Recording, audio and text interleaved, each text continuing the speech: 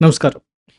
ఈ మే 13వ తారీఖున మన నారద ముని మహర్షి వారి జయంతి జరుగుతుంది. అంటే 13వ తారీఖని కాదు గానీ, మన వైశాఖ పున్నమి తర్వాత రోజున వచ్చే రోజునే మన నారద ముని మహర్షి గారి జయంతి అని జరుపుకుంటాం. అయితే మరి నారద గారిది ఎప్పుడైనా గూడా మన పురాణ ఇతిహాసాలు ఎప్పుడు చూసుకున్నా గూడా ఆయనది చాలా పెద్ద పాత్ర పోషించారన్న సంగతి మనందరికీ తెలిసిందే. ముఖ్యంగా ఇవాళ రేపు మన సినిమాల్లో చూసుకున్నా, ఎక్కడ చూసుకున్నా గూడా ఎట్లాంటి దేవలోకాన్ని చూయించినా గూడా అది నారద గారిని చూయించకుండా ఏ సినిమా అయితే ఉండదు. ఈ సినిమాను పక్కన పెట్టేస్తే, రియల్‌గా అసలు నారద ముని మహర్షి గారి జీవితం ఎటువంటిది?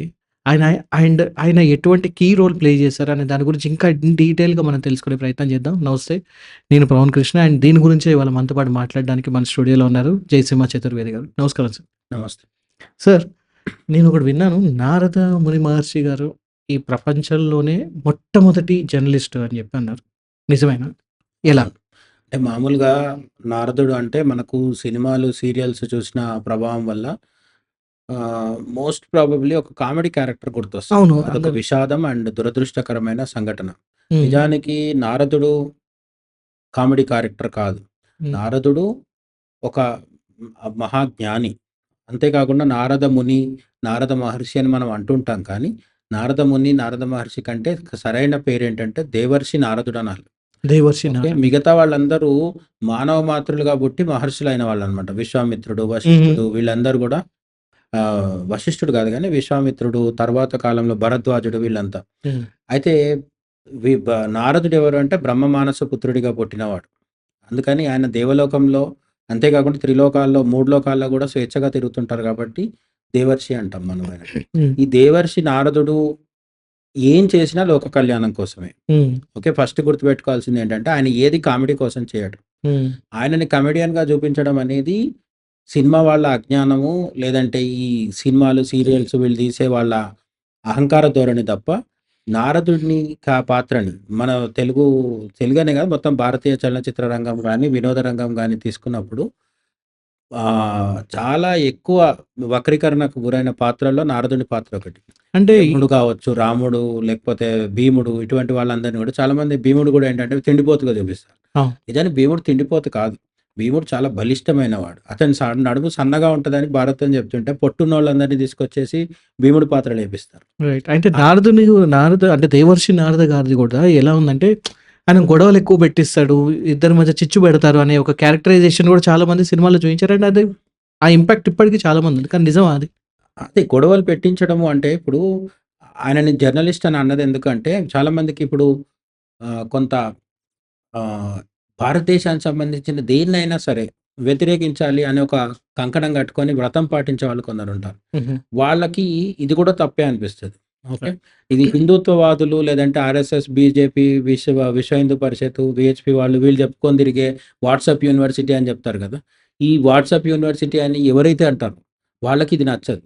కానీ బాగా జాగ్రత్తగా అబ్జర్వ్ చేస్తే దేవర్షి నారదుడు మెడలో ఐడీ కార్డ్ యేసుకొని, చేతిలో మైక్ పట్టుకొని ఆహ్, ఒక లోగో పెట్టుకొని ఈ కాలం జర్నలిస్ట్ లాగా తిరిగాడనేది మన ఉద్దేశ్యం కాదు. కానీ జర్నలిస్టులు ఈ కాలంలో కూడా ఎట్లుండాలో అప్పట్లోనే చూపించిన వాడనమాట. అంతేకాదు మనకు హనుమంతుడు సముద్ర తీరం దాటి లంకలోకి ఎంటర్ అవుతాడు. సముద్రం దాటుతున్నంత సేపు హనుమంతుడు ఎట్లుంటాడు? చాలా భారీగా ఉంటాడు. కానీ లంకలోకెళ్ళేటప్పుడు ఒక చిన్న పిల్లి అంత పరిమాణంలోకి మారిపోయాడని సుందరకాండ చెప్తుంది. హ్మ్. ఎందుకట్లా మారాడు? ఎందుకు అంటే అక్కడ ఇన్వెస్టిగేటివ్ జర్నలిజంకి ఇన్వెస్టిగేటివ్ రిపోర్టర్ అనమాట. హ్మ్. ఒక సీక్రెట్ ఏజెంట్ లాగా దాంట్లోకి వెళ్ళి మొత్తం పరిశీలించి, అబ్జర్వ్ చేసి, సీతాదేవి జాడ కనుక్కొని, ఆ తర్వాత వచ్చేటప్పుడు లంకా దహనం చేసి తిరిగొస్తాడు. అంటే ఈ ఇది కాలంలో సీక్రెట్ కెమెరాలు పెట్టుకొని పోతే ఆయనే ఒక సీక్రెట్ కెమెరాలాగా చిన్నగా ఎళ్ళిపోయారు. అంటే ఇప్పుడు మామూలుగా కూడా ఒక జర్నలిస్ట్ ఎక్కడన్నా సీక్రెట్ ఎజెండా మీద వెళ్ళి ఒక ఏదైనా ఆహ్, షూట్ చేయాలనుకున్నా, లేదంటే ఏదైనా గమ్మున అబ్జర్వ్ చేయాలనుకున్నా సరే వెళ్ళి భారీ ఆకారంతో మెరుపు మెరుపు బట్టలేసుకొని, గాగుల్స్ పెట్టుకొని అట్లా వెళ్ళడు కదా! అజిత్ దోవల్ అనే ఆయన చాలా సంవత్సరాలు పాకిస్తాన్‌లో ఉన్నాడంట. అవును. ఏం చేస్తుంటాడు? విభూతి రేఖలు పెట్టుకొని, గంధం పెట్టుకొని, కుంకుమ పెట్టుకొని ఉండంటాడా? కాదు కదా! వాళ్ళ మధ్యలో కలిసిపోతాడు. హనుమంతుడు కూడా అట్లా ఇన్వెస్టిగేటివ్ జర్నలిజం చేశాడు. ఇది లిటరల్‌గా తీసుకొని హనుమంతుడు ఏ ఛానెల్ తరఫున ఎళ్ళాడు అనే వెటకారం ప్రశ్నలేయడంతో లాభం లేదు. హ్మ్. ఆయన వెళ్ళిన ఛానెల్ పేరు కూడా ఉంది. ఆ ఛానెల్ పేరు, ఆ బ్రాండ్ పేరే రాముడంటారు. ఆయనను పంపించింది రాముడే. హ్మ్. కాబట్టి అట్లా నారదుడి దగ్గరకొచ్చేసరికేంటంటే, నారదుడు రిపోర్టర్‌ల స్థాయి కాదు నారదుడిది. ఒక జర్నలిస్ట్ స్థాయి. అంటే రిపోర్టర్ తక్కువ అని కాదు నా ఉద్దేశ్యం. రిపోర్టర్ పరిస్థితి ఏంటంటే ఓన్లీ రిపోర్ట్ చేస్తాడు. ఇక్కడ ఇది జరిగింది అని మాత్రమే చెప్తాడు. ఈయన ఇన్వెస్టిగేషన్ చేశాడు అక్కడికెళ్ళి. నారదుడు ఏంటంటే ఒక ట్రూ జర్నలిస్ట్ అన్నమాట. అంటే జరిగిన ఈవెంట్‌ని లోక కళ్యాణం కోసం వాడాలి. ఓకే. ఈ కాలం జర్నలిస్టులందరూ కూడా ఒక జర్నలిస్టులు సీనియర్ జర్నలిస్టులు ఏం చెప్తారంటే ఇప్పుడు రిపోర్టర్స్ లేరు. అందరూ పోర్టర్స్ మాత్రమే ఉన్నారని చెప్తారనమాట. మోసుకెళ్తారు అంతే. ఈ వార్త అటు, ఆ వార్త ఇటు మోసుకెళ్తారు. లేదంటే ఇంకొంచెం మసాలా దట్టించి జనం మీదకి వదులుతారు. కానీ నారదుడు అట్లా కాదు. నారదుడు తాను ఏ పని చేసినా సరే ఇరుపక్షాలకి మంచి జరిగే విధంగా గానీ, ఇరుపక్షాల్లో ఏది ధర్మం వైపు ఉందో దానికి మంచి జరిగే విధంగా గానీ, అసలు మొత్తం లోక కళ్యాణానికి కోసం గానీ చేస్తాడనమాట. మనకు పురాణాల్లో నారదుడు కనిపించే కథలు అని మొదలుపెడితే అసలు చాలా కథలొస్తాయి. ఏ కథలో నారదుడు లేడు? రామాయణం, భారతం, భాగవతం, 18 పురాణాలు, ఉప పురాణాలు ఎక్కడ తీసుకున్నా సరే నారదుడు లేకుండా ఏది జరగదు.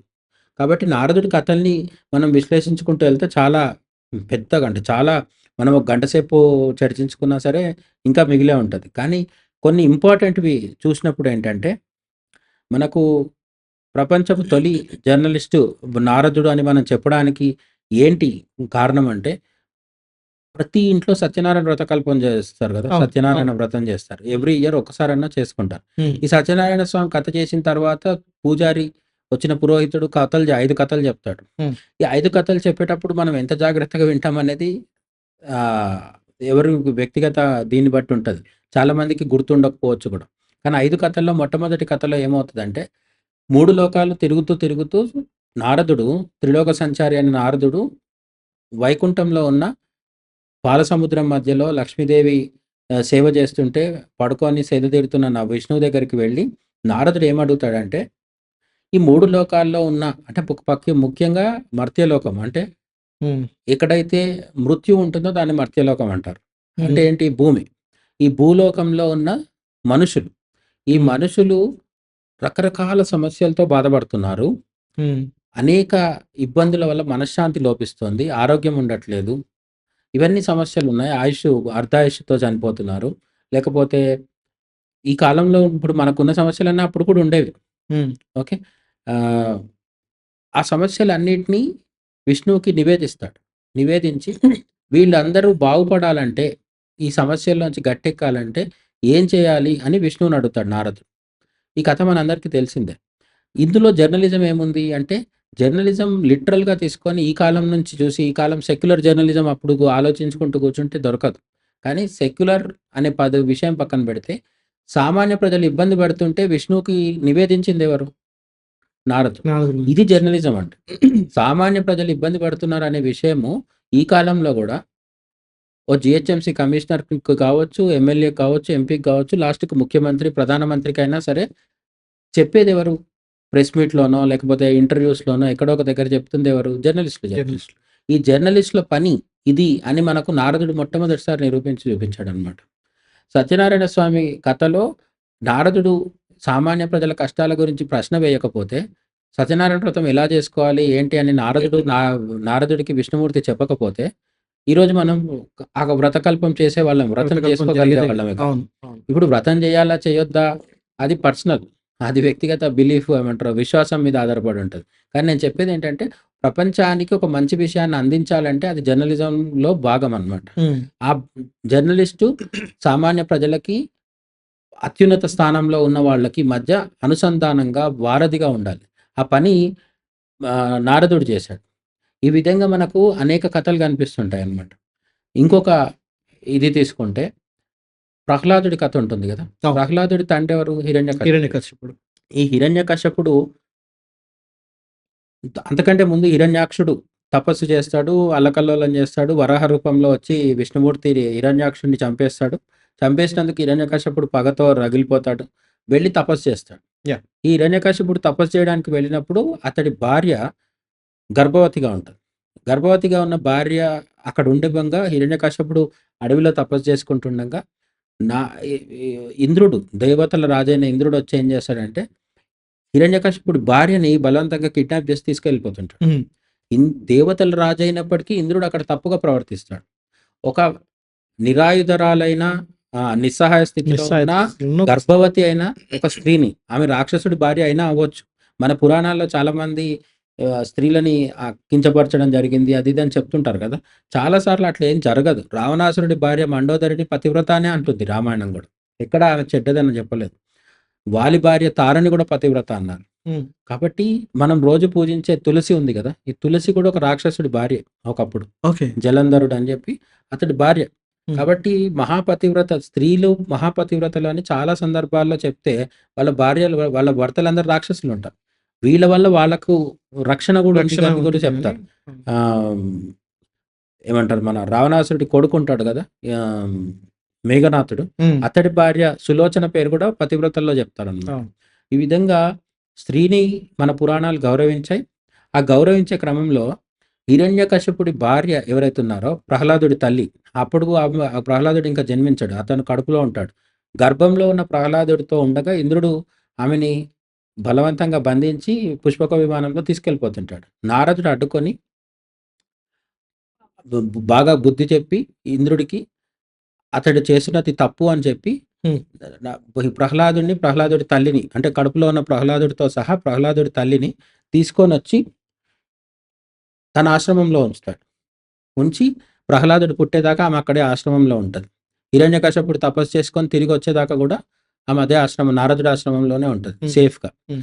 ఈ తన ఆశ్రమంలో ఉన్న ప్రహ్లాదుడి తల్లికి భాగవతం అంతా చెప్తుంటాడు. విష్ణువు కథలన్నీ చెప్తుంటాడు. కానీ ఆమె సరిగ్గా వినదనమాట. గర్భవతి కాబట్టి నిద్ర పట్టేస్తది ఆమెకి. ఆమె కడుపులో ఉన్న ప్రహ్లాదుడు విని గొప్ప విష్ణు భక్తుడవుతాడు. ఓకే. ఈ విధంగా మళ్ళీ ఇక్కడ నారదుడు జర్నలిజం ప్రదర్శించాడు. ఏ విధంగా? జర్నలిస్టుల బాధ్యత కేవలం సమాచారాన్ని ఇక్కడి నుంచి అక్కడికి మోసుకెళ్ళడం కాదు. నిజంగా సమాచారం ఇక్కడి నుంచి అక్కడికి ఇవ్వడమే జర్నలిస్టుల బాధ్యత అయితే, పోస్ట్ మ్యాన్ కూడా జర్నలిస్టే అవుతాడు. ఓకే. ఈ మధ్య కాలంలో ఈమెయిల్, వాట్సాప్ వచ్చిన తర్వాత అసలు ప్రత్యేక జర్నలిస్టులు కూడా అక్కర్లేదు గదా! అవును. సమాచారం ఇటు నుంచి అటు వెళ్ళిపోతుంది గదా! మరి ఈ జర్నలిస్టుల బాధ్యత ఏంటి అంటే, జర్నలిస్టు బాధితుడి పక్షాన ఉండాలి. హ్మ్. ఆ బాధితుడు మంచివాడా? చెడ్డవాడా? అంటే చెడ్డవాడు బాధితుడైనంత మాత్రాన చెడ్డవాడిని కాపాడాలని కాదు నా ఉద్దేశ్యం.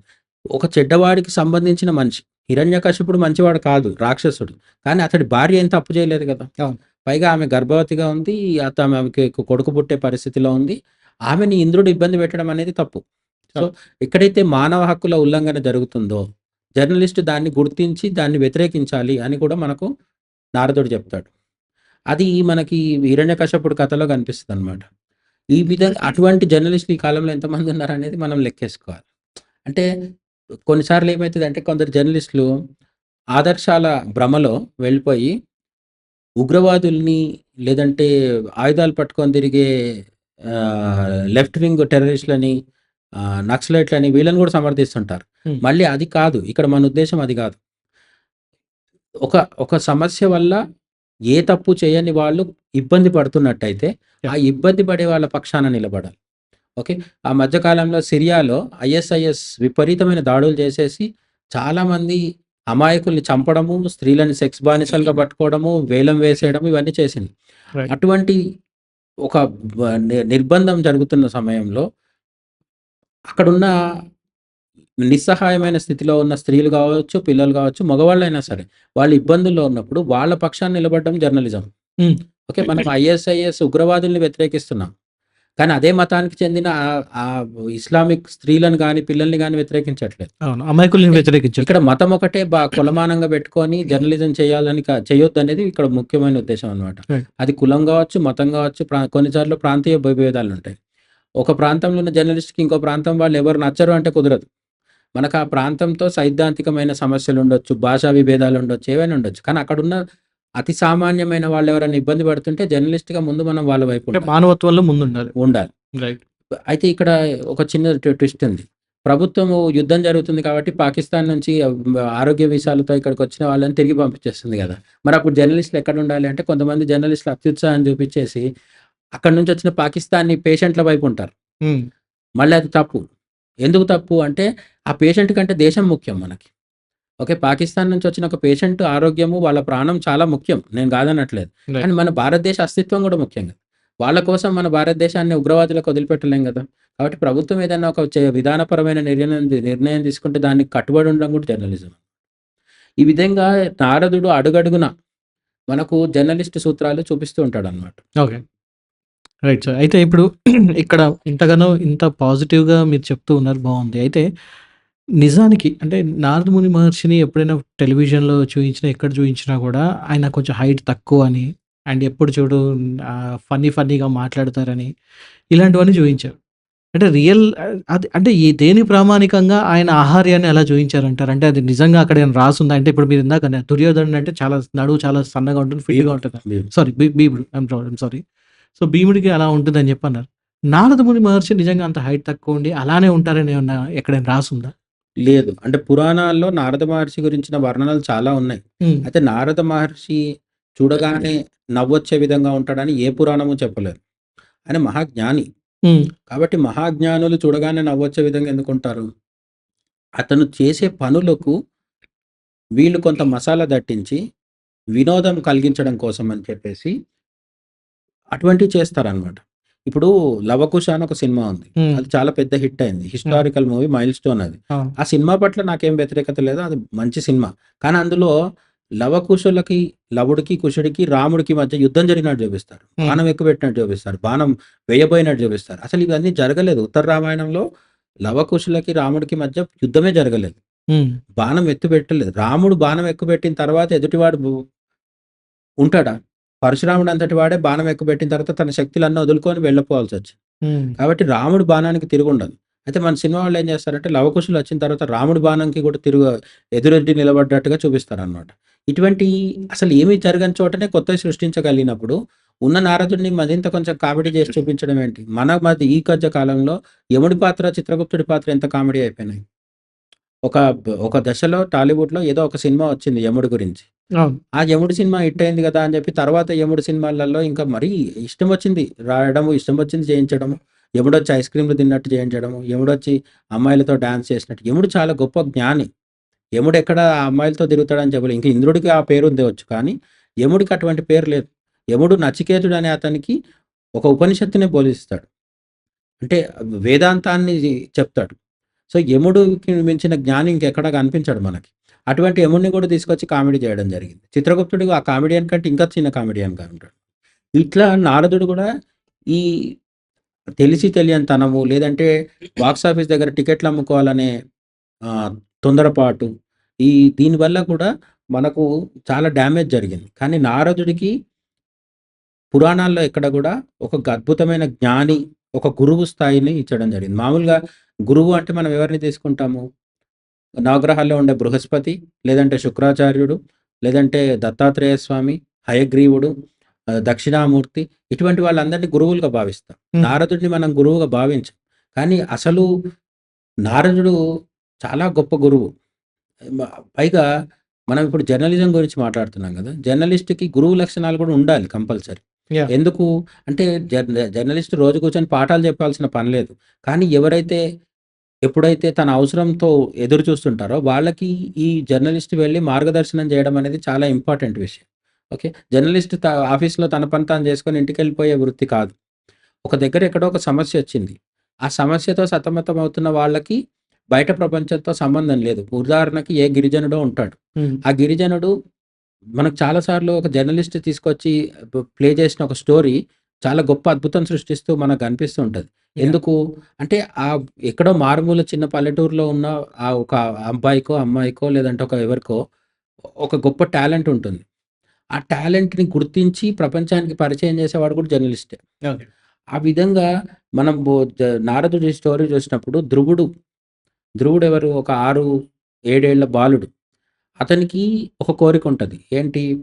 తన తండ్రి తన సవతి తమ్ముడిని తొడ మీద కూర్చోబెట్టుకుంటాడు గానీ, తనని కూర్చోబెట్టుకోడు. హ్మ్. ఆ పిల్లోడికి అదే పెద్ద సమస్య. అంటే పాపం హర్ట్ అవుతాడు. తన సవతి తమ్ముడిని కూర్చోబెట్టుకొని, తనని కూర్చోబెట్టుకోలేదు. ఇప్పుడు తన తండ్రి తొడ మీద తనకు స్థానం గావాలి. అందుకని తల్లి దగ్గరికెళ్తాడు. అంటే ధ్రువుడు తన తల్లి దగ్గరికెళ్తాడు. ఆమె ఏం చెప్తది? ఏది ఇవ్వాలన్నా నారాయణుడే ఇస్తాడు. నువ్వు బోయి నారాయణుడిని వేడుకో అని చెప్తది. అంటే ఆమె సీరియస్‌గా కాదు. జస్ట్ చెప్తదనమాట. కానీ ఈ అబ్బాయి సీరియస్‌గా తీసుకొని 6, 7 ఏళ్ళు ఉన్న అబ్బాయి వెళ్ళిపోయి చాలా కఠినమైన తపస్సు చేస్తూ ఉంటాడు. హ్మ్. ఈ తపస్సు చేస్తున్నప్పుడు అక్కడికొస్తాడు నారదుడు. వచ్చి ఇంత కఠినమైన తపస్సు చేసి పెద్ద పెద్ద వయస్సు పైబడిపోయి రొ తిండి, గాలి అన్నిటిని కంట్రోల్ చేసుకొని ఎంతో గట్టి వ్రతాలు చేసిన వాళ్ళకి గంటల తరబడి ధ్యానం చేసిన వాళ్ళకి కూడా నారాయణుడు కనిపించడు. నువ్వు చిన్న పిల్లోడివి. నువ్వు వదిలేసి ఎళ్ళిపో అని చెప్పి డిస్కరేజ్ చేస్తాడు. శివ ఏమంటారు మనకి చాలాక స్టోరీల్లో గూడా తపస్సు చేసే వాళ్ళని నారదుడొచ్చి డిస్టర్బ్ చేసినట్టుగా కనిపిస్తది. అవును. కానీ అక్కడ ఉన్న విశేషం ఏంటంటే వాళ్ళని పరీక్షిస్తున్నాడు. పరీక్షించడం అనేది కూడా జర్నలిజంలో భాగం. మీరు క్వెషన్స్ ఏసేటప్పుడు ఈరోజు జర్నలిస్టులను గూడా వెళ్ళి ఆ ఎదురుగున్న వ్యక్తిని సమర్థించేటట్టు క్వెషన్స్ ఏయడానికి జర్నలిస్ట్ ఎందుకు? వాడికి వ్యతిరేకమైన క్వెషన్స్ ఏస్తాడు. వేసి వాళ్ళలో ఉన్న అసలు విషయం బయటికి తీసుకురావాలి. అది జర్నలిజం.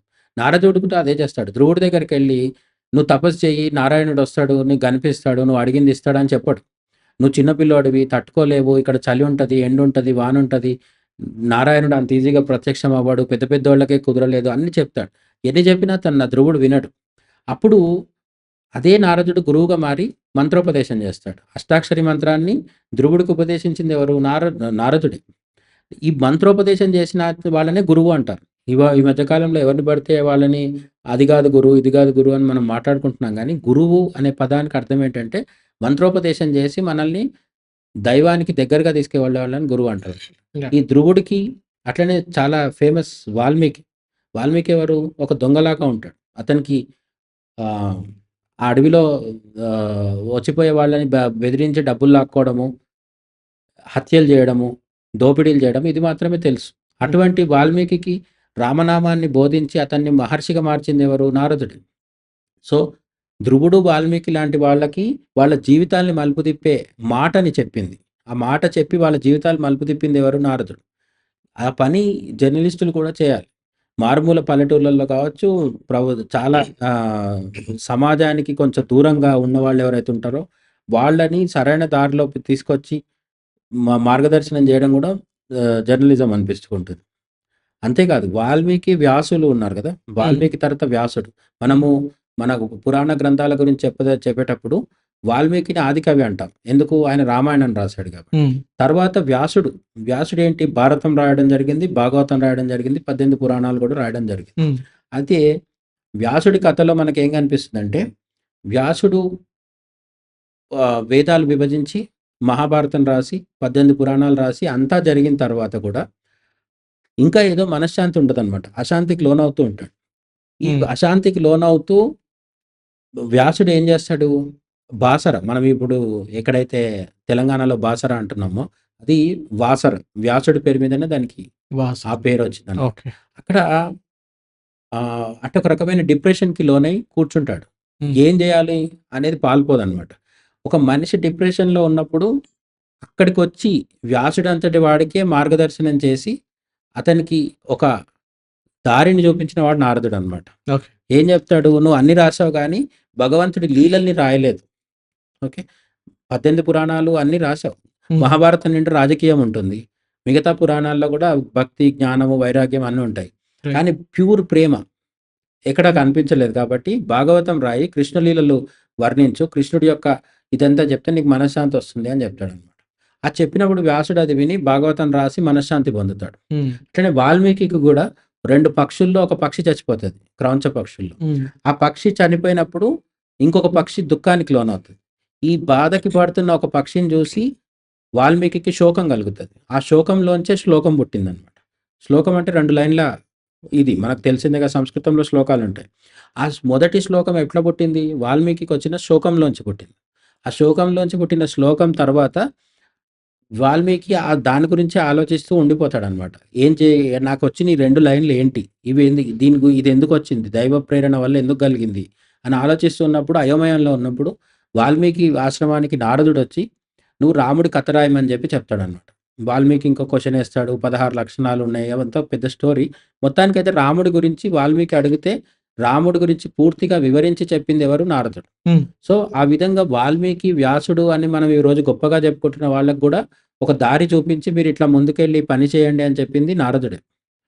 అండ్ అగైన్ ఈ పని చేయాల్సింది జర్నలిస్టులనమాట. అంటే కూర్చొని అందరికీ పాఠాలు చెప్పేసి అందరికీ జ్ఞానబోధ చేయమని కాదు. ఎప్పుడైనా సరే ఒక ఇబ్బందిలో ఉన్నప్పుడు వాళ్ళకి ఎలా ముందుకు పోవాలి? గైడ్‌లైన్స్.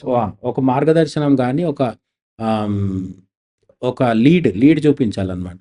అది మనకు మళ్ళీ నారదుడు చూపిస్తాడు.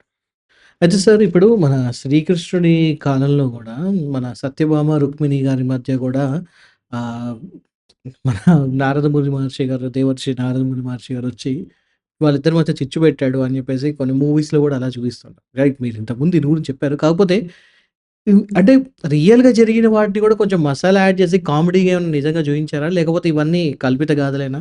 అండ్ ఇంకా చాలా విషయాలలో ఇలానే అంటే మన భాగవతం తీసుకున్న, మహాభారతం తీసుకున్న, రామాయణం ఎక్కడ తీసుకున్న ఏ ఏ యొక్క ఆహ్, పురాణ ఇతిహాసాల సినిమాలు తీసుకున్నా గూడా ఇప్పటిదాకా చూయించిన దాంట్లో మన నారద ముని మహర్షి గారిది ఎంతవరకు నిజం? ఎంతవరకు అబద్ధం? ఇప్పుడు రుక్మిణి, సత్యభామ మధ్య ఆహ్, నారదుడు వచ్చి గొడవ పెట్టడము, సత్యభామ ఇగో హర్ట్ అవ్వడము, ఆమె శ్రీకృష్ణుడి తులాభారానికి పూనుకోవడము, ఆమె ఎన్ని నగలు పెట్టినా వజ్రాలు, బంగారం ఎంత తీసుకొచ్చి పెట్టినా హ్మ్. కృష్ణుడు తూగకపోవడం చూస్తాం. చివర్లో రుక్మిణీదేవి వచ్చి ఒక తులసి పత్రం పెట్టగానే ఆహ్, శ్రీకృష్ణుడు పైకి లేస్తాడు. తులసి అది కిందికెళ్తది. తులాభారం జరుగుతది. ఇదంతా నిజంగా పురాణంలో ఉందా? లేదా? అనేది పెద్ద చర్చ. హ్మ్. ఎందుకంటే సత్యభామ నిజంగా అహంకార స్వభావి కాదు. సత్యభామకి ఎటువంటి పెద్దగా అవలక్షణాలు ఏం లేవు. వీళ్ళు మధ్యలో కల్పించినవే చాలా వరకుంటాయి. ఎంత దాకా వచ్చింది పరిస్థితి అంటే సత్యభామ శ్రీకృష్ణుడి కాలుతో దన్నిందని కూడా రాశారు. హ్మ్. అది ఎక్కడో మధ్యలో నందితిమ్మన అనేటాయన పారిజాతాపహరణం అని ఒక పుస్తకం రాసే సందర్భంలో అది శ్రీకృష్ణదేవరాయలకు ఆయన భార్యకు మధ్యలో ఉన్న పర్సనల్ వ్యక్తిగత గొడవలని సాల్వ్ చేయడం కోసం ఈయన ఆ బుక్‌లో అది పెట్టాడనమాట. మన వాళ్ళు అసలు వ్యాస భాగవతం వదిలేసి నందితిమ్మన పారిజాతాపహరణమే తీసుకొని దాంట్లో ఉన్నవే ఇంకొంచెం పెంచి చేస్తుంటారు. అయితే నిజానికి సత్యభామ శ్రీకృష్ణుని తన్నలేదా? సత్యభామ శ్రీకృష్ణుడి కాలంలో భర్తని స్త్రీ ఎవరైనా తంతారా? ఆ కాలం ద్వాపర యుగంలో. ఓకే. అదొకటి. రెండోది ఎదురుగున్నవాడు శ్రీకృష్ణుడు స్వయం కృష్ణస్తు భగవాన్ స్వయం అని చెప్తుంది పురాణం. అవును. రాముడు గురించి కూడా అట్లా చెప్పలేదు. రాముడు మర్యాద పురుషోత్తముడు అన్నది కానీ, కృష్ణుడు ఎవరంటే స్వయం భగవానుడనే చెప్తుంది.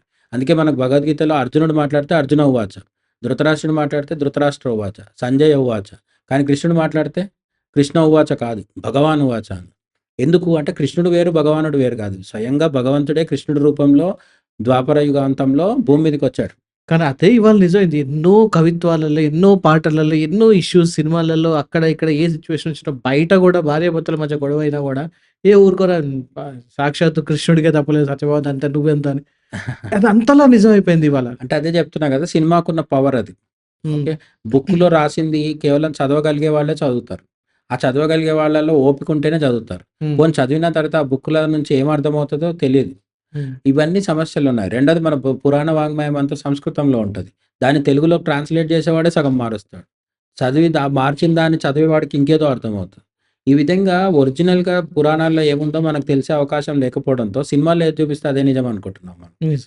సో, సినిమాల్లో చూపించడం వల్ల ఏమైంది రావణుడు, ధృతరాష్ట్రుడు, దుర్యోధనుడు, కర్ణుడు వీళ్ళంతా కూడా గొప్పోళ్ళు అయిపోవడం మొదలుపెట్టిండనమాట.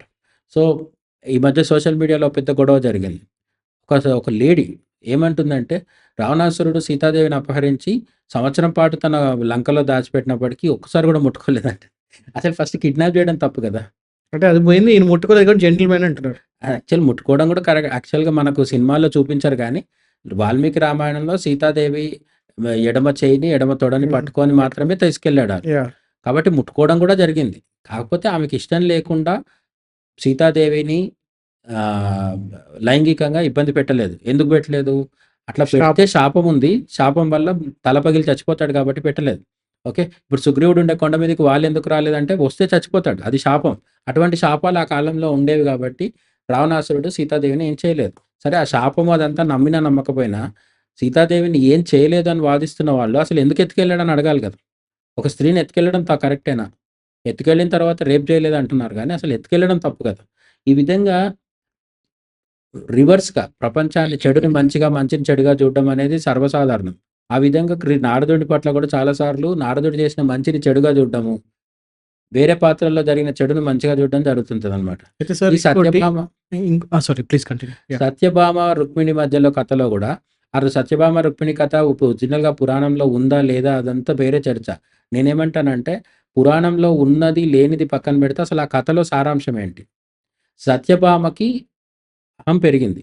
దాన్ని రుక్మిణీదేవి ద్వారా తగ్గే విధంగా నారదుడు చేశాడు. ఇది నిజంగా జర్నలిస్టులు కూడా అందరూ చేయాలి. హ్మ్. ఎప్పుడైతే ఒక మనిషిలో గాని, ఒక వర్గంలో గాని, ఒక పార్టీలో గాని, లేకపోతే ఒక సమూహంలో గాని, ఎక్కడైనా సరే ఒక వ్యక్ ఒక ఒక ఒక గ్రూప్ ఆఫ్ పీపుల్ గాని, ఒక సింగిల్ పర్సన్ గాని, తాను గొప్పవాడిని, తనను మించినోళ్ళు లేరు అని ఎప్పుడైనా అహంకారానికి లోనవుతే, వాళ్ళని చెక్ పెట్టే పని గూడా జర్నలిస్టులు చేయాలన్నమాట. హ్మ్. ఏ విధంగా చేయాలో మనకు ఆ స్టోరీలో కనిపిస్తూనే ఉంది. ఎవరైతే జెన్యూనో వాళ్ళని ప్రమోట్ చేయాలి. రైట్. ఓకే. ముఖ్యంగా ఎన్నికలొస్తాయి.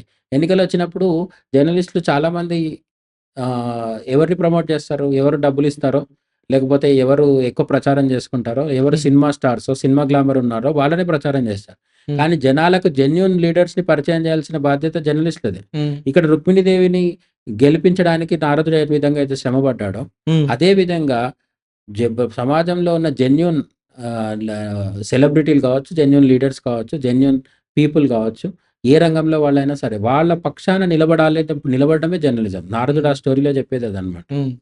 అది. Okay sir. అయితే ఇంకొక ప్రశ్న ఏంటంటే, అంటే ఇది గూడా అంటే మా మీద సినిమా ప్రభావం ఉంది గాబట్టి ఈ ప్రశ్న గూడా అడగడం జరుగుతుంది. ఒక మూవీలో ఎక్కడో నారద ముని మహర్షి అంటే ఒకానొక దశలో ఆహ్, అంటే నేను ఒంటరిగా ఉండిపోతున్నాను. నాకు గూడా వైవాహిక సుఖం ఉంటే బావుంటుంది అని జెప్పేసి పెళ్లి చేసుకొని, పిల్లల్ని గాని, ఆ సంసార సాగర బాధ్యతలన్నీ చూసి విరక్తి పొందాడు. దాని తర్వాత మళ్ళీ ఒక కలలాగా అదంతా చూసి బయటకొచ్చాడు అని చెప్పుకోవడం. అంటే నిజంగా ఇది జరిగిందా? నారద ముని మహర్షి గారికి అంటే పెళ్లి అవ్వడం ఇలాంటిదంతా జరిగిందా ఆ స్టోరీ? ఇప్పుడు మామూలుగా నారదుడు అంటే అక్కడ ఇక్కడ తాకట్లు పెడతాడు. ఇంతే అనుకుంటున్నా. నారదుడు నిజానికి జ్ఞాని అని నేను మొదటి నుంచి చెప్తున్నాను గదా! హ్మ్. మనకు పురాణాలలో నారద భక్తి సూత్రాలని ఒక పెద్ద గ్రంథం ఉంది. కొన్ని వేల శ్లోకాలతో. ఓకే. అందులో భక్తి యొక్క రూపాన్ని, అసలు భక్తి యొక్క మూలాన్ని, భక్తి ఎట్లా పుడుతుంది? ఆ భక్తి ఎట్లా పెరుగుతది? లో ఉన్న వాళ్ళ పరిస్థితి ఏంటి? భక్తి ద్వారా మోక్షం ఎంత ఈజీగా పొందొచ్చు. జ్ఞానం హ్మ్. కంటే భక్తి ద్వారా హ్మ్. మోక్షాన్ని చాలా అవలీలగా పొందొచ్చు. హ్మ్. దాన్ని ఎక్స్‌ప్లెయిన్ చేస్తూ నారదుడు చెప్పిన ఒక ఉద్గ్రంథం పేరు నారద భక్తి సూత్రాలనమాట. ఓకే. సో, నారదుడు చాలా అద్భుతమైన జ్ఞాని, చాలా ఇదున్నవాడు. అయితే అట్ హ్మ్. ద సేమ్ టైమ్ నారదుడు టైమ్ ట్రావెలర్ గూడా. ఓకే. ఓకే. నారదుడు బ్రహ్మ మానస పుత్రుడిగా ఈ జన్మలో దేవర్షిగా పుట్టాడు గానీ, అంతకుముందు నారదుడు లేడని కాదు. హ్మ్. నారదుడికి గత జన్మ వృత్తాంతాలు గూడా ఉన్నాయి. అది ఉన్న పురాణాల్లో 2, 3 నారదుడి గత జన్మలో 2, 3 జన్మల్ని కూడా వర్ణిస్తున్నాయి పురాణాలు. అందులో ఒక దాంట్లో నారదుడికి అనేక మంది భార్యలుంటారు. ఓకే. ఆ జన్మలో. ఆ తర్వాత ఇంకొక స్త్రీని అంటే ఇష్టపడి పెళ్లి చేసుకోవడం జరుగుతుంది. చివరగా ఇప్పుడు ఈ నడుస్తున్న ప్రస్తుత కల్పంలో బ్రహ్మకి మానసపుత్రుడిగా జన్మించి దేవర్షిగా ఉంటూ అతను బ్రహ్మచారిగా ఉంటాడు. ఈ హ్మ్. జన్మలో అతనికి పెళ్లి లేదు. ఎందుకు పెళ్లి లేదు? అంటే పూర్తిగా విష్ణునామ స్మరణ చేస్తూ లోక కళ్యాణానికే ఆయన పరిమితమయ్యాడనమాట. ఓకే. ఓకే. అయితే ఈసారి కూడా నారదుడికి ఒకసారి వ్యామోహం కలుగుతది. మనకు హ్మ్. ఆ కథ కొన్ని పురాణాల్లో ఉంది. నారదుడు జర్నలిస్ట్‌కు నేను చెప్పేదేంటంటే నారదుడు జర్నలిస్ట్ అనుకుంటున్నాం గదా! జర్నలిస్ట్‌లో కూడా ఒక్కోసారి ఇగో పెరుగుతది. విచిత్రంగా ఉంటది. వాళ్ళు ముఖ్యమంత్రులతో, ప్రధాన మంత్రులతో, ఎమ్మెల్యేలు, ఎంపీలతో తిరుగుతూ ఏమనుకుంటారంటే మేము గూడా వాళ్ళతో సమానం అనుకుంటారు. ఓకే. ఇటువంటి జర్నలిస్టులు చాలా మందిని జూసాం. వాళ్ళు వెళ్తే పోలీసులు గౌరవంగా కూర్చోండి అని చెప్పి టీ ఇస్తారు. దాని అర్థం ఏంటి? అది ఎదురుగున్న పోలీసు, ఈ జర్నలిస్ట్ ఈక్వల్ కాదు.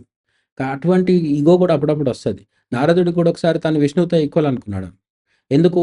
తనని విష్ణువు ఎప్పుడంటే అప్పుడు వైకుంఠంలోకి రానిస్తున్నాడు గదా! అవును. ఇప్పుడు సామాన్య ప్రజలు పోలేని దగ్గరికి జర్నలిస్టులు చాలా మందెళ్తారు. అవును. ఒక జీహెచ్ఎంసీ కమిషనరో, ఏ కలెక్టర్ దగ్గరకో స్ట్రెయిట్‌గెళ్ళిపోతారు. హ్మ్. దాని అర్థం ఏంటి? కలెక్టర్ దగ్గరికి లోపలికెళ్ళిపోయాం కాబట్టి మనం కలెక్టరని కాదు అర్థం. మన వల్ల వాళ్ళకు ఉపయోగం, వాళ్ళ వల్ల మనకు ఉపయోగం ఉంది కాబట్టి మనల్ని రానిస్తున్నాడు. ఎందుకంటే ప్రజలకి మనం సమాచారం చేరవేస్తాం గదా! మీడియం ఉన్నాం అది కాబట్టి. మర్చిపోతారు కొంతమంది జర్నలిస్టులు. హ్మ్. నారదుడు గూడా ఓసారి మర్చిపోయాడు. తాను విష్ణువు దగ్గరికి రోజు ఎళ్తున్నాడు కాబట్టి తాను కూడా విష్ణువు అంత సమానం అనుకున్నాడు. అనుకోని విష్ణువు అంత అందగాడిని అయిపోయాను గదా నేను అని జెప్పేసి అట్లా తిరుగుతున్నప్పుడు ఒక దగ్గర స్వయంవరం అవుతుంటే, ఆ స్వయంవరానికి అటెండ్ అవుతాడు. అదే స్వయంవరానికి విష్ణువు గూడా వస్తాడనమాట. విష్ణువు దగ్గరికే వెళ్లి అడుగుతాడు. "నువ్వు నువ్వు నువ్విక్కడుంటే ఆ అమ్మాయి నిన్ను పెళ్లి చేసుకునే అవకాశం ఉంది.